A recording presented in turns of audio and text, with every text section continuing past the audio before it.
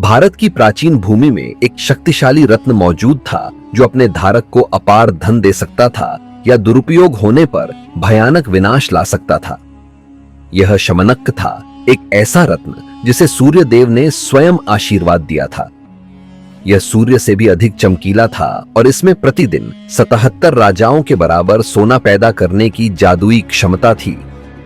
लेकिन बड़ी शक्ति के साथ बड़ी जिम्मेदारी भी आती है और यह कहानी है कि कैसे इस दिव्य रत्न ने कई लोगों के जीवन को बदल दिया, जिसमें स्वयं भगवान कृष्ण भी शामिल हैं। कहानी द्वारका के समृद्ध राज्य से शुरू होती है, जहां भगवान कृष्ण ने ज्ञान और करुणा के साथ शासन किया था। शमनक रत्न मूल रूप से सत्यजीत का था, जो एक कुलीन व्यक्ति था जिसे यह सूर्य से उपहार के रूप में मिला था। प्रत्येक सुबह यह रत्न 77 किलो शुद्ध सोना पैदा करता था, जिससे सत्यजीत राज्य के सबसे अमीर व्यक्तियों में से एक बन गया। हालांकि अभिमान ने उसके निर्णय को धुंधला कर दिया। जब अफवाह फैली कि भगवान कृष्ण एक व्यायामशाला चाहते हैं, तो सूर्य को संदेह हुआ और वह रक्षात्मक हो गया। उसने कीमती रत्न अपने भाई प्रसेन को सौंप दिया, यह मानते हुए कि यह उसके पास सुरक्षित रहेगा। लेकिन भाग्य को कुछ और ही मंजूर था। एक दुर्भाग्यपूर्ण दिन प्रसेन उस शानदार मणि को गले में पहनकर जंगल में शिकार करने चला गया। घंटों बीत गए और प्रसेन वापस नहीं लौटा। जैसे जैसे अंधेरा छाने लगा, खोज दलों को जंगल में उसका शव मिला, लेकिन कीमती मणि का कोई निशान नहीं मिला। द्वारका में कानाफूसी फैलने लगी। कुछ लोगों ने दावा किया कि भगवान कृष्ण ने मणि प्राप्त करने के लिए प्रसेन की हत्या करने की साजिश रची थी। भगवान कृष्ण की प्रतिष्ठा दांव पर थी। भगवान कृष्ण ने सच्चाई को उजागर करने और अपना नाम साफ करने के लिए अपनी जांच शुरू की। जंगल में पैरों के निशानों का अनुसरण करते हुए उन्होंने कुछ अप्रत्याशित पाया। रसेन और उसके घोड़े पर एक शक्तिशाली शेर ने हमला किया था, लेकिन कहानी यहीं खत्म नहीं हुई।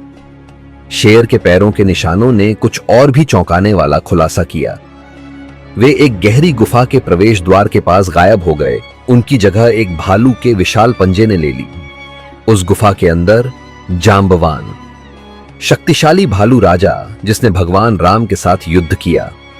जांबवान ने शेर को मारते हुए देखा था और फिर खुद शेर को मार डाला। मणि को वापस अपनी गुफा में ले गया। कीमती श्यामनतुक अब उसकी छोटी बेटी के लिए एक खिलौना बन गया। इसके बाद 28 दिनों तक एक महायुद्ध चला।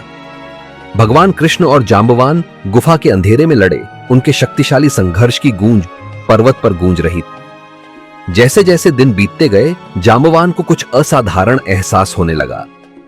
अपने प्रतिद्वंद्वी की अविश्वसनीय शक्ति और दिव्य आभा ने उसे किसी ऐसे व्यक्ति की याद दिला दी जिसकी उसने अत्यंत भक्ति के साथ सेवा की थी।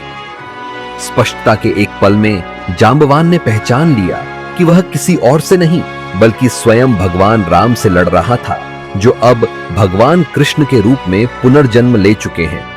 वह तुरंत भगवान कृष्ण के चरणों में गिर गया और क्षमा की भीख मांगने लगा। उसने न केवल श्यामनतुक को लौटा दिया, बल्कि उसने अपनी बेटी जांबवती का विवाह भी भगवान कृष्ण से करने का प्रस्ताव रखा। लेकिन कहानी यहीं खत्म नहीं होती। भगवान कृष्ण अपने नाम से सभी आरोपों को मिटाते हुए मणि और जांबवती दोनों के साथ द्वारका लौट आए। हालांकि शक्तिशाली मणि को अपने पास रखने के बजाय उन्होंने कुछ अप्रत्याशित किया। उन्होंने इसे सत्यजीत को वापस कर दिया। इस नेक कार्य ने सत्यजीत को शर्म और पश्चाताप से भर दिया। उसे अपने तरीकों की गलती और भगवान कृष्ण की सच्ची महानता का एहसास हुआ। सत्यजीत ने न केवल बल्कि अपनी बेटी सत्यम्मा और विवाह भी भगवान कृष्ण को प्रायश्चित के रूप में अर्पित कर दिया। हालांकि इस जादुई मणि की गाथा अभी खत्म नहीं हुई थी। सत्यजीत की बाद में उसके अपने साथियों ने हत्या कर दी, जो मणि के लालची थे। मणि कई हाथों से गुजरी, जहां भी गई विनाश और कलह का कारण बनी, जिससे साबित हुआ कि इसकी शक्ति सामान्य मनुष्यों के लिए बहुत ज्यादा थी। यह अंततः भगवान कृष्ण के पास वापस आ गई, जिन्होंने आगे के रक्तपात को रोकने के लिए इसकी संरक्षकता स्वीकार कर ली, जो शमंतुक के साथ हुआ। कुछ लोग कहते हैं कि यह समुद्र के नीचे दबे द्वारका के खंडहरों में है। अन्य लोग फुसफुसाते हैं कि यह कोहिनूर हीरा है, जो कभी फ्रिगेट्स का खजाना था, अब एक ब्रिटिश जमी हुई मणि है, लेकिन इसका असली भाग्य एक रहस्य बना हुआ है। श्यामनक्कम की कहानी हमें शक्ति, लालच और ज्ञान के बारे में शाश्वत सत्य सिखाती है। यह दिखाती है कि कैसे एक दिव्य उपहार मानवीय इच्छाओं से घिरा होने पर अभिशाप बन सकता है।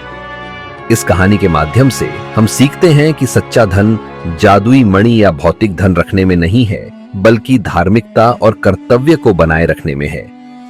प्राचीन ग्रंथों के अनुसार यह बहुमूल्य रत्न आज भी हमारी दुनिया में कहीं मौजूद है, जो फिर से उभरने के लिए सही समय का इंतजार कर रहा है।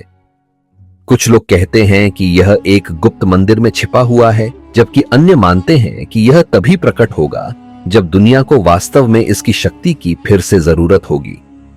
शयमनाक रत्न की कहानी हमें याद दिलाती है कि हर उपहार जिम्मेदारी के साथ आता है और सच्ची महानता शक्ति रखने में नहीं, बल्कि यह जानने में निहित है कि इसे कब त्यागना है। जैसे ही द्वारका की प्राचीन भूमि पर सूरज डूबता है, इस चमत्कारी व्यायामशाला की किंवदंती उन लोगों के दिलों में चमकती रहती है जो इसकी कहानी सुनते हैं।